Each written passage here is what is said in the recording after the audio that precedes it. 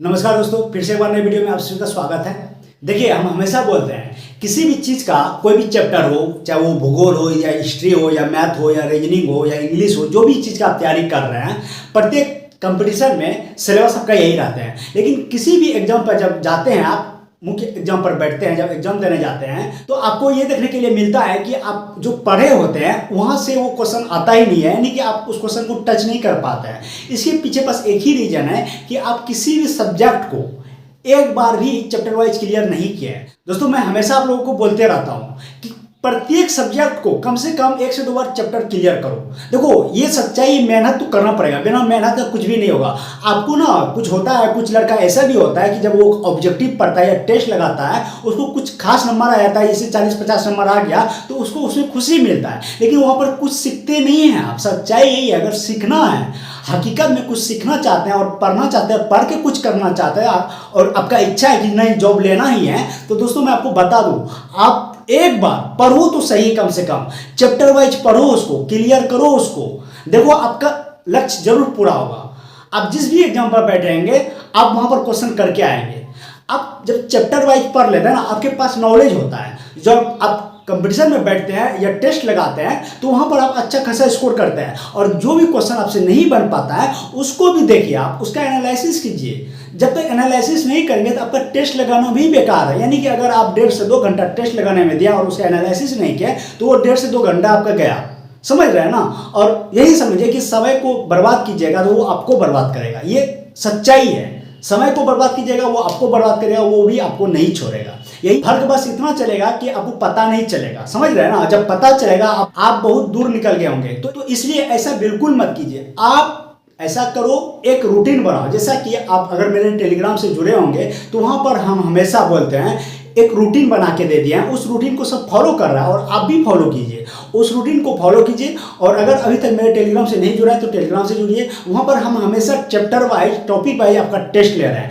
किस दिन क्या टॉपिक रहेगा वो प्रोवाइड करा रहे हैं। अरे कितना चाहिए, इतना कुछ कर रहे हैं। देखिए, अभी लड़का लोग भटकता कब है, उसको राह दिखाने वाला नहीं होता है। समझ रहे हैं ना? लेकिन जब आपको राह दिखाने वाला मिल जाता है तो आपको अगर आप फिर भी भटक रहे हैं तो हम यही कहेंगे कि आप का जो लक्ष्य है, आप हकीकत में, सच्चाई में आप उसको पाना नहीं चाहते हैं। अगर आप उसको सच में पाना चाहते हैं तो आप वही करो जो बोल रहे हैं। आप प्रत्येक सब्जेक्ट का टॉपिक यानी चैप्टर वाइज पढ़ो, उसको क्लियर करो। मैथ बना रहे हैं, मैथ को चैप्टर वाइज एक एक करके सारा चैप्टर बना दो। जीके जेस पढ़ रहे हैं, सबको क्लियर करो, topic wise, chapter wise clear करो, तभी आपका कुछ होगा और आपका कल्याण होगा। समझ रहे हैं ना? तो आइए, जैसा कि हम लूसेंट पढ़ा रहे हैं, अभी लूसेंट का आपका भूगोल है, ठीक ना? भूगोल में हम लोग गैस पढ़ चुके हैं और उसी का कुछ गैस देखेंगे। एक गैस बच चुका है, उसका देख लेंगे, और बाकी जो वायुमंडल को कितने परतों में बांटा गया है, क्या क्या होता है, उसके बारे में पढ़ेंगे। तो दोस्तों, हम जैसा कि देख रहे हैं, यहाँ पे लिखे हैं सब्जेक्टिव, ठीक ना? अगर आपके पास सब्जेक्टिव लूसेंट है, आप उसको निकालिए अभी, ठीक है? ये लूसेंट है। पेज नंबर हम आपको बता दे रहे हैं, पेज नंबर 90 है, 90, ठीक ना? इसमें पढ़ना क्या है, गैस और वायुमंडल के परत। समझ रहे हैं ना? ये चीजें पढ़ना है। देखो, कल हम लोग गैस के बारे में पढ़े थे, उसमें से कुछ रह गया है धुलकन। धुलकन के बारे में पढ़ते हैं। देखो, बहुत सारा लड़का ये है कि ये क्वेश्चन तो कहीं पूछा ही नहीं है, हम तो कहीं देखे ही भी नहीं, ये भी हमको सुनने के लिए मिलता है। अरे बुर्बक है एकदम, ऐसा जो लड़का ऐसा जो बात बोलते हैं बिल्कुल बुर्बक है। यही लड़का जब एग्जाम पे बैठेगा, अरे ये तो नया क्वेश्चन है, तो पढ़े ही नहीं, किसी भी बुक में मिला ही नहीं। अरे भाई, उसी बुक में है, आप उसको पढ़े ही नहीं, आप उसका वैल्यू दिए ही नहीं उसको। समझ रहे हैं ना? इसलिए किसी भी क्वेश्चन को ये मत समझो कि ये एलपी में नहीं आएगा, ये ग्रुप डी में नहीं आएगा, ये एनटीपीसी में नहीं आएगा। ओ, ये तो एलपी के लिए है, हम तो ग्रुप डी का तैयारी कर रहे हैं, हम क्या पढ़ेंगे? ओ, ये तो एसएससी के लिए है भाई, हम तो रेलवे का तैयारी कर रहे हैं। अरे भाई, ऐसा सब, ये सब जो है ना, ये सब कैंडिडेट, यही सब कैंडिडेट फंसता है और इसी सब कैंडिडेट का एग्जाम नहीं निकलता है और जिंदगी भर पूछते रहेगा क्या। समझ रहे हैं ना? कि हम तो पढ़े, हम एग्जाम निकला ही नहीं, हम क्या करें, मतलब हमको क्वेश्चन ही नहीं मिलता है, आता कहाँ से है? दोस्तों, इस तरह से नहीं चलेगा। आप सबको पढ़ो, सबको समान अधिकार दो, फिर देखो आप कहाँ से कहाँ पहुँच जाएंगे। आपको पता चलेगा हम तो रेलवे का तैयारी कर रहे थे, अच्छा खासा नॉलेज आप हासिल किया है, बढ़िया से पढ़े हैं, और पता चला कि एसएससी में भी बढ़िया पोस्ट में हो गया आपका, और रेलवे में ही बढ़िया पोस्ट, आप ग्रुप डी का तैयारी कर रहे थे, कहीं अगर किसी स्टेट लेवल जैसे बीपीएससी सब पीसीएस सब होता है उसमें हो गया, तो उस हिसाब से आप पढ़ेंगे तब ना। आपका तो मकसद है टॉपिक क्या नहीं पढ़ना है, वो क्या पढ़ना है, ऑब्जेक्टिव पढ़ना है। ऑब्जेक्टिव निकाल के दो, हम पढ़ेंगे, उसको रटेंगे, तो ऐसे तो एग्जाम तो नहीं निकलेगा। ये तो हम बोलेंगे आपसे, एग्जाम नहीं निकलेगा बाबा, एग्जाम नहीं निकलेगा, ये लिख के ले लो, ठीक ना? अगर सच में पढ़ना है, ओरिजिनल स्टूडेंट का जो पहचान है वो कम करो, ठीक है ना। देखो धूलकण के बारे में हम लोग क्या पढ़ेंगे। देखो सबसे पहला पॉइंट जो है ये क्षोभ मंडल में पाया जाता है। क्षोभ मंडल समझ रहे हैं ना, वायुमंडल में टोटल 5 परत है, अभी हम लोग आगे देखेंगे। तो सबसे निचला परत जो होता है वो क्षोभ मंडल होता है। जैसे हम लोग जो है वो क्षोभ मंडल के नीचे है, तो सारे घटनाएं जो घटती है वो सारी चीजें हम पढ़ेंगे क्षोभ मंडल में। अभी हमको इतना समझना है कि धूलकण जो है, धूलकण यानी मिट्टी, बालू, गर्दा, हाँ ये सारे कहाँ है, क्षोभ मंडल में, यानी कि आप बोल सकते हैं सबसे निचले परत में, या ये भी बोल सकते हैं सबसे निचले परत में, ठीक ना। इसका स्रोत देखो क्या है, धूलकण का स्रोत क्या है, यानी ये कहां से उत्पन्न हो सकता है। देखो यह हो सकता है समुद्री नमक से, सबको पता है समुद्र में नमक पाया जाता है। कहां से, वहां से देखते हैं सुनामी उठता है या बहुत बड़ा तूफान आ जाता है, तो उसमें क्या होता है, नमक भी पाया जाता है। वो क्या होता है, वायु के साथ मिल जाता है, तो वो भी एक धूलकण का काम कर रहा है, समझ रहे हैं ना। महीन मिट्टी के बारे में कुछ तो बोलने की जरूरत नहीं है, आंधी आएगी, तूफान आएगी, मिट्टी को उड़ा देगा, वही धूलकण बन गया। धुएं की कालीमा, आप लोग देखते होंगे कि ठंडी सीजन में जब आप आग को तापते हैं, आग के बगल में बैठते हैं या खड़े रहते हैं, देखते हैं वो धुआं के साथ कुछ छोटा छोटा कण उड़ते रहता है, और वही कण आपके शरीर पे बैठ जाता है, फिर गंदा कर देता है, यानी कि उसी को बोला जाता है कालीमा, यानी कि धुएं की कालीमा, वही हो गया, वो भी एक धूलकण का काम करता है। राख समझ रहे हैं ना, जब किसी भी चीज को आप जलाते हैं वो जल जाता है पूरी तरह से, तब उसको हम बोलते हैं राख, ये भी धूलकण का काम करता है। पराग समझ रहे हैं ना, फूल में जो पाया जाता है छोटा छोटा, जिससे कि परागण बनता है, तो पराग भी एक धूलकण का निर्माण करता है, यानी कि ये भी एक धूलकण के निर्माण में शामिल होता है। अगर आप गाँव घर में रहते होंगे ना, तो देखते होंगे वहाँ सरसों का खेत सब होता है, देखते होंगे आप जाइएगा ना, तो जब आंधी तूफान आएगा ना, उड़ उड़ के आपके शरीर पे चिपक जाता है, आंख में भी पड़ जाता है। तो इस तरह से ये पराग भी धूलकण का काम करता है। धूल तो हो ही गया, धूल में सब कुछ आ गया, मिट्टी, गर्दा, बालू, जो बोलो आप सारा चीज आ गया, ठीक ना। उल्काओं के टूटे हुए कण मतलब समझ रहे हैं, मतलब आकाश की ओर से जो तारा टूटकर हमारे तरफ आती है, यानी पृथ्वी पर गिरती है, उसी को बोला जाता है उल्काओं के टूटे हुए कण। तो वो भी एक तरह से धूलकण का काम करता है। तो दोस्तों ये सारे हो गया धूलकण का स्रोत, धूलकण कहां से आता है, ठीक ना। अधिक जमाव, अब देखो ये मोस्ट इंपॉर्टेंट क्वेश्चन है, VVI बोलो तो ये VVI है, ठीक ना। VVI दोस्तों बोलता है धूलकण का सर्वाधिक जमाव कहां होता है, तो बोलता है उपोष्ण और शीतोष्ण प्रदेश में। ऐसा क्यों, क्योंकि यहाँ पर सूखी हवा पाया जाता है। कैसा हवा पाया जाता है, सूखी हवा। दोस्तों हमारे यहाँ क्या होता है ना, जैसे अभी गर्मी है तो गर्मी है, फुल गर्मी है, और ठंडी है तो प्योर ठंडी है, और ठंडी जब होता है ना तो वातावरण में नमी आ जाता है, तो धूलकण बैठ जाता है। लेकिन यहाँ पर उपोष्ण जो है, उपोष्ण और शीतोष्ण एक ऐसा प्रदेश है जहां ना तो ज्यादा गर्मी पाया जाता है, ना ही ज्यादा ठंडी पाया जाता है, यानी तापमान में कुछ खास अंतर नहीं होता है। तो इसीलिए यहाँ पर जो हवाएं चलती है, सूखी हवाएं चलती है। सूखी हवाएं चलेगी तो आप अभी हमारे यहाँ ज्यादा सूखी हवा चल रही है, ये क्या करेगा, जितना धूल है उसको अपने साथ उड़ा ले जाता है। इसीलिए बोलता है यहाँ पर जो है धूलकण का सबसे अधिक जमा होता है, कहाँ, उपोष्ण और शीतोष्ण प्रदेश में धूलकण का अधिक जमाव होता है। क्यों, क्योंकि वहां तापमान में कुछ खास अंतर नहीं होता है, सूखी हवाएं चलती है, समझ रहे हैं ना।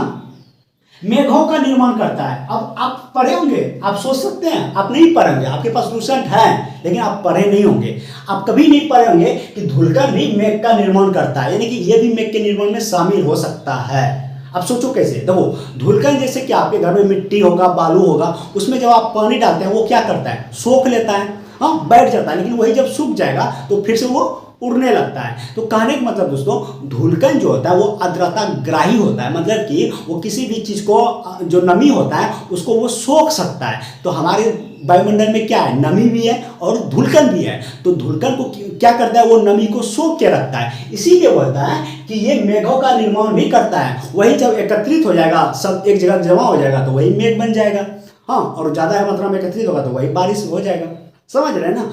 इस तरह से धूलकण जो है मेघों का भी निर्माण करता है, ध्यान रखिएगा। इससे जो क्वेश्चन पूछने वाला है क्या क्या, पहला क्वेश्चन मोस्ट इंपोर्टेंट क्वेश्चन है कि धूलकण कहाँ पाया जाता है। आप बोलेंगे क्षोभ मंडल के नीचे, या बोलेंगे सबसे निचली परत में, पहला क्वेश्चन, ठीक ना। उसके बाद अगर बोल सकता है निम्न में से कौन सा धूलकण का स्रोत है, अगर दिया रहेगा समुद्री नमक, महीन मिट्टी, धुएं की कालीमा, राख, पराग, धूल एवं उल्काओं के टूटे हुए कण, तो इनमें सभी हो जाएगा। या कोई एक ऑप्शन दिया रहेगा तो उसको एक को चूज करेंगे, ठीक ना।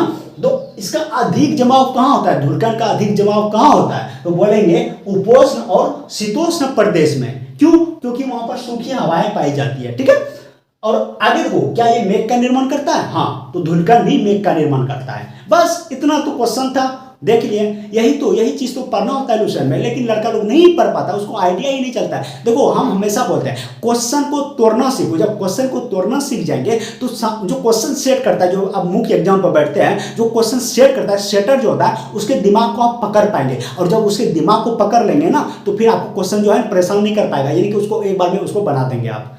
इस तरह से पढ़ो आप, क्वेश्चन को तोड़ना सीखो, यानी क्रिएट करना सीखो, खुद से क्रिएट करना सीखो। यही चीज जो लड़का करना सीख जाता है वो फिर कहीं नहीं रुकता है, उसका सिलेक्शन होना तय है। तो भैया आप भी सिलेक्शन लेना चाहते हो तो ये काम करना चालू कर दो, ठीक ना। देखो आगे जो है वो क्या है, वायुमंडल। वायुमंडल के बारे में हम लोग क्या पढ़ेंगे? पहली बात, पहला पॉइंट है वायुमंडल में, पहला पॉइंट क्या है कि इसको 5 भागों में डिवाइड किया गया है। इतना याद रखना है, कितने भागों में डिवाइड किया गया है? 5 भागों में, समझ रहे हैं ना। पहला भाग जो है क्षोभमंडल, जैसा कि बोले सबसे नीचे पाया जाता है। उसके बाद सीक्वेंस से हम लिखे हैं, ठीक ना। उसके बाद पाया जाता है संताप मंडल, उसके बाद पाया जाता है मध्य मंडल, उसके बाद पाया जाता है आयन मंडल, उसके बाद पाया जाता है बाह्य मंडल। दोस्तों जैसा कि हम लोग जानते हैं ये अर्थ है, ठीक है, ये अर्थ है। और अर्थ के जैसा कि बोले कि ऊपर है ये क्या है, वायुमंडल है, ठीक है। इसी तरह से 5 परत इसको घेर के रखा हुआ है, समझ रहे हैं ना। 5 परत है, इस तरह से 5 परत है टोटल, 1 2 3 4, ठीक ना। टोटल जो है इस तरह से कितने परत है? 5 परत है। तो सबसे पहला परत जो है क्षोभ मंडल है, इसको बोला जाता है क्षोभ मंडल। उसके बाद वाली जो परत है वो है संताप मंडल। उसके बाद है मध्य मंडल, और उसके बाद है आयन मंडल है। और बाहर में जो है, बाहर में कोई घेरा नहीं, यानी कि इसका हम निर्धारण नहीं कर सकते कि ये वायुमंडल जो है कहां तक है, यानी कि बाहर जो है खुला हो गया, उसी को हम बोलते हैं वायुमंडल, और उसका निर्धारित सीमा नहीं है। तो दोस्तों इस तरह से मंडल का, यानी कि वायुमंडल में परतों का निर्माण को देखा गया है, समझ रहे हैं ना। तो सबसे पहला जो हो गया क्षोभ मंडल, जिसके नीचे हम है। उसके बाद हो गया संताप मंडल, हाँ, उसके बाद हो गया मध्य मंडल, उसके बाद हो गया आयन मंडल, और उसके बाद हो गया बाह्य मंडल। दोस्तों अभी एक एक करके सबके बारे में हम लोग जानेंगे, ठीक है। तो दोस्तों जैसे कि पहला है क्षोभ मंडल के बारे में हम लोग पढ़ रहे हैं अभी, ठीक है ना। क्षोभ मंडल का जो है ऊंचाई जो है सामान्य तौर पर वो 18 किलोमीटर पर, समझ रहे हैं ना। क्षोभ मंडल का जो ऊंचाई है 18 किलोमीटर है। पहली बात तो ये हो गया। दूसरी बात कि ये सबसे नीचे वाली परत है, ठीक ना। और इसकी ऊंचाई ध्रुव पर अगर देखा जाए तो 8 किलोमीटर है, मात्र 8 किलोमीटर ध्रुव पर से। वही विषुवत रेखा पर हम जब जाते हैं तो विषुवत रेखा पर इसकी जो लंबाई है, ऊंचाई है, वो है 18 किलोमीटर, ठीक ना। दोस्तों जैसा कि आप लोग जानते हैं ऐसा क्यों है, देखो ये अर्थ है, ठीक है। तो यहां पर जो पाया जाता है वो क्या है, विषुवत रेखा। क्या है? विषुवत रेखा, जो कि 0 डिग्री, ठीक है। उसके बाद ऐसे चला जाता है कर्क रेखा, उसके बाद ये चला गया उत्तरी ध्रुव। हम जो समझा रहे हैं आपको, क्या समझा रहे हैं? उत्तरी ध्रुव है, ठीक है। और उसी तरह ये नीचे जब आते हैं ये हो जाता है मकर रेखा, ये हो गया कर्क रेखा, ठीक है। कर्क रेखा, ये हो गया मकर रेखा, और ये हो जाता है दोस्तों दक्षिणी ध्रुव, समझ रहे हैं ना।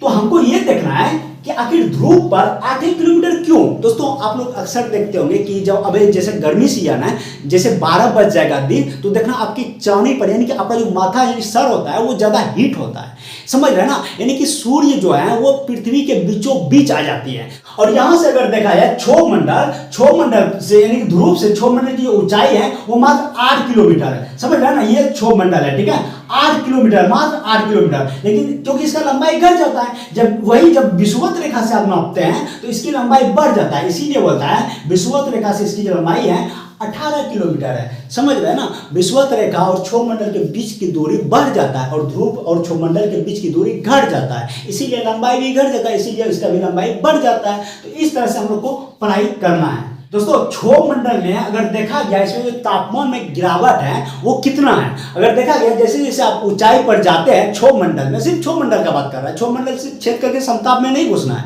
सिर्फ क्षोभ मंडल में बोलता है जैसे जैसे आप ऊपर जाएंगे प्रति 165 मीटर की ऊंचाई पर 1 डिग्री सेल्सियस तापमान में कमी देखा गया। यानी कि आप जैसे ही 165 मीटर की ऊंचाई पर जाएंगे तो 1 डिग्री सेल्सियस तापमान में कमी आएगा। फिर 165 मीटर की ऊंचाई पर जाएंगे, जैसे 165 मीटर की ऊंचाई पर यहां से चले गए तो यहां से 165 किलोमीटर पर जैसे हम पहुंचे, यहां पर हमको 1 डिग्री सेल्सियस तापमान में कमी आया, ठीक है ना, कमी आया। फिर जैसे हम यहां से जैसे हम 165 किलोमीटर पर गए, फिर यहां पर 1 डिग्री सेल्सियस का कमी आया। तो दोस्तों इस तरह से क्वेश्चन पूछ सकता है आपसे, प्रति 165 मीटर की ऊंचाई पर तापमान में कितने डिग्री सेल्सियस का कमी देखा गया, तो 1 डिग्री सेल्सियस का कमी देखा गया। इस तरह से आपको याद रखना है। या ये भी पूछ सकता है कि क्षोभ मंडल में कितने मीटर की ऊंचाई पर तापमान में 1 डिग्री सेल्सियस की कमी देखा गया, तो बोलेंगे प्रति 165 मीटर की ऊंचाई पर, ठीक है। लेकिन जब यही मीटर को आप कन्वर्ट करोगे किलोमीटर में, तो दोस्तों 1 किलोमीटर की ऊंचाई पर 6.4 डिग्री सेल्सियस तापमान में कमी देखा गया। समझ रहे हैं दोस्तों, यानी कि जैसे ही आप 1 किलोमीटर की ऊंचाई पर जाएंगे तो वहां पर तापमान में जो कमी मिलेगा 6.4 डिग्री सेल्सियस। तो दोस्तों इस तरह से आप लोगों को पढ़ाई करना है, लेकिन बंदा पढ़ नहीं पाता है। समझ रहे हैं ना। तो क्वेश्चन हो गया आपका कि प्रति 165 मीटर की ऊंचाई पर जैसे जाएंगे 1 डिग्री सेल्सियस तापमान में कमी मिलता है आपको, लेकिन वही जब इसको हम किलोमीटर में कन्वर्ट करते हैं तो 1 किलोमीटर की ऊंचाई पर हमको 6.4 डिग्री सेल्सियस तापमान में कमी मिलता है। दोस्तों इसमें एक चीज और हमको क्वेश्चन देखना है कि ये भी क्वेश्चन पूछता है सभी वायुमंडलीय घटनाएं जो होता है वो किस मंडल में होता है, तो आप बोलेंगे क्षोभ मंडल में होता है। सभी वायुमंडलीय घटनाएं, बादल हो, बारिश हो, आंधी हो, तूफान हो, जितने भी वायुमंडलीय घटनाएं हैं, सीधा वायुमंडलीय घटनाएं बोलना इनको। वायुमंडलीय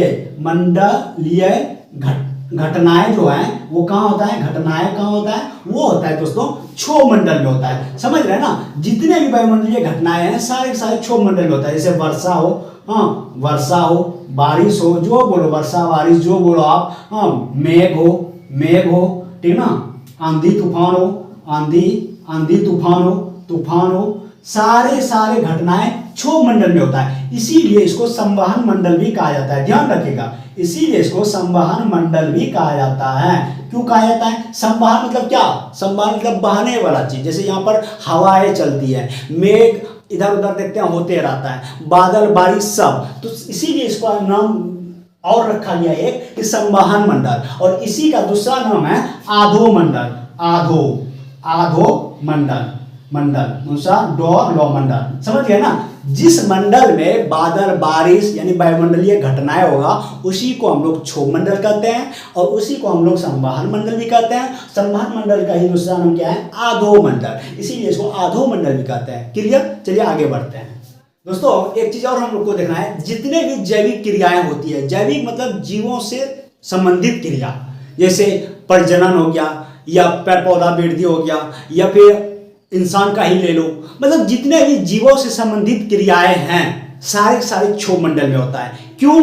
आपको ये सब पढ़ाने का चीज नहीं, एक्चुअली आपको ये सीधा सिंपल समझना भाई। जहां वायु, जहां जल, जहां बारिश, जहां आंधी, जहां तूफान, वही ना जीव। हाँ, जहां कुछ भी नहीं ये सब रहेगा वह जीव है। तो इसीलिए सारे जैविक क्रियाएं सब कहाँ होता है? क्षोभ मंडल में होता है। समझ रहे हैं? देखो इसीलिए बोलते हैं आप टॉपिक वाइज पढ़ो। देखो जब टॉपिक पढ़ रहे हैं आप तो आपको क्लियर समझ में आ रहा है। हम जैसे बोले सभी जैविक क्रियाएं, तो आपको समझ में आ गया जैविक क्रिया भैया, जहां वायु रहेगा, जहां जल रहेगा, जहां बादल बारिश तूफान, वहीं तो ये चीज रहेगा। इसीलिए बोलता है टॉपिक पढ़ो। समझ ना। सारे जैविक क्रियाएं कहाँ होता है? सारे जैविक क्रियाएं कहाँ होता है? तो सारे जैविक क्रियाएं क्षोभ मंडल में होता है। ठीक है, आइए आगे देखते हैं। दोस्तों जैसा कि हम लोग देखें कि क्षोभ मंडल के जस्ट बाद कौन सा मंडल पाया जाता है? समताप मंडल। यही ना, समताप मंडल पाया जाता है। क्षोभ मंडल के जस्ट बाद समताप मंडल पाया जाता है। तो इस दोनों को जो अलग करता है, इस सीमा को क्षोभ सीमा कहा जाता है। क्या कहा जाता है? क्षोभ सीमा। हाँ, क्षोभ सीमा कहा जाता है। क्षोभ मंडल के जस्ट बाद होता है समताप मंडल। तो क्षोभ मंडल और समताप मंडल को जो अलग करता है, जो सा सीमा अलग करता है, उसको क्षोभ सीमा कहता है। अब देखो, आप बोलेंगे ये भी याद रखने की जरूरत नहीं है, सीधा अलग। क्षोभ मंडल को अलग कौन कर रहा है? समताप मंडल। समताप मंडल जुड़ा किससे भैया? क्षोभ मंडल से। तो क्षोभ सीमा नाम रख दिया, उसमें हम नहीं जा रहे हैं। यानी कि आप ये देखना है कि चलो जैसे कि एक बाउंड्री बनाते हैं, ठीक है, यहाँ देखो ये बाउंड्री बनाते हैं, ठीक ना। इस पूरा बाउंड्री यानी कि ये क्षोभ मंडल का है। किसका है? क्षोभ मंडल का है। क्षोभ मंडल का, आपको समझाने के लिए हम बना रहे हैं, ठीक है। ये पूरा बाउंड्री क्षोभ मंडल का हो गया, ठीक है। और समताप मंडल जो है, समताप मंडल जो है, इसका कोई बाउंड्री नहीं है, लेकिन बोलता है क्षोभ मंडल क्या तुम भी बाउंड्री बना लो, मेरे में सट जाओ, मेरे में सट जाओ। ये इसका अपना खुद का बाउंड्री नहीं है, लेकिन इसको क्या किया, इसमें सटा दिया। तो देखो सटा दिया, अब दोनों अलग अलग दिखने लगा, यानी बीच में लाइन आ गया। तो ये लाइन किसका था, क्षोभ मंडल का था, इसका तो अपना बाउंड्री था नहीं, ये क्षोभ मंडल का था। जैसे आपका, आप घर में रहते हैं, आपका खेत उत्पारी होगा ना, बोलते हैं ना कि वहां पर खेत में चारों साइड क्या होता है, बाउंड्री होता है, इसको आप क्या आर भी बोला जाता है, ठीक है ना। तो ये जो बाउंड्री होता है, जैसे इधर आपका है तो इधर आपका नहीं है, तो इधर किसी का तो होगा भैया, तभी तो ये एक मतलब कि एक बाउंड्री बनेगा, ये तो किसी का होगा ना, तो जिसका है उसके नाम से हो गया। इसी तरह जैसे यहाँ समताप मंडल का ही ये बाउंड्री है, ये क्षोभ मंडल का बाउंड्री है, इसीलिए बोला गया इसको क्षोभ सीमा। तो क्षोभ मंडल और समताप मंडल के बीच की सीमा को क्षोभ सीमा कहते हैं, और यही सीमा इस दोनों को अलग करता है। बस क्लियर दोस्तों। जैसा कि हम लोग पढ़े विषुवत वृत्त और क्या पर है, ध्रुव पर है दोस्तों।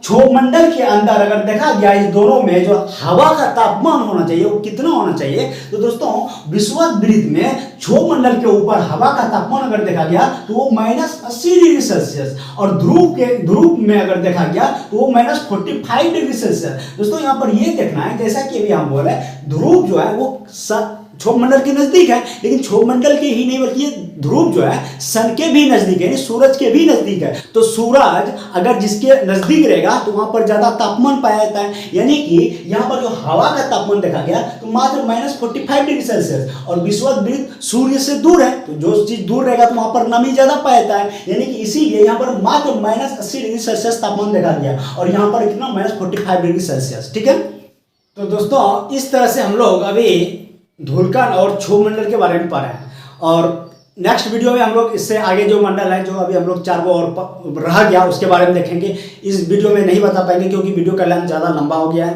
ठीक है ना। इसीलिए आप लोग जिस तरह से, अरे हम जो है आप लोग को सिखाना चाहते हैं, अरे हम देखो हम तो कोई कोचिंग खोले नहीं है, हम तो आपसे फी ले नहीं रहे, हम आप लोग को सिखाना चाहते हैं कि पढ़ना कैसे है, तरीका क्या होना चाहिए पढ़ने का। ये चीज जब आप सीख लेंगे, जैसा कि बोले क्वेश्चन को तोड़ने जब सीख जाएंगे, तो आप जो क्वेश्चन सेट करता है उसका माइंड क्या कर रहा है वो चीज आप पकड़ लेंगे। इस चीज को आप पकड़िए, हम कैसे पढ़ा रहे हैं। अरे देखिए हम क्या बोले, लुशन निकालो पेज नंबर इतना, ये नहीं बोले सब्जेक्टिव, अब निकालो, देखो हम कैसे पढ़ा रहे हैं, आप भी देखो क्या हम पढ़ पा रहे हैं। अगर नहीं पढ़ पा रहे हैं तो वैसे ही पढ़ने का कोशिश करो। क्या वैसे आप क्वेश्चन क्रिएट कर पा रहे हैं, नहीं कर पा रहे हैं तो वैसे क्वेश्चन क्रिएट करने का कोशिश करो। तो दोस्तों इस तरह से आप पढ़ेंगे, आप किसी भी एग्जाम पर बैठेंगे आपका तैयारी होगा। और दिमाग से हमेशा निकाल दीजिए कि आप ये रेलवे का क्वेश्चन है और एसएससी का, आपको ये दिमाग में रखना कि आपको पढ़ाई करना है, बस समझ रहे हैं ना। तो उम्मीद करेंगे वीडियो पसंद आया होगा, और जो भी अगर कुछ डाउट हो तो कमेंट सेक्शन में कमेंट कीजिए, और वीडियो पसंद आए लाइक शेयर और सब्सक्राइब करना मत भूलिए। मिलते हैं नेक्स्ट वीडियो में, तब तक के लिए जय।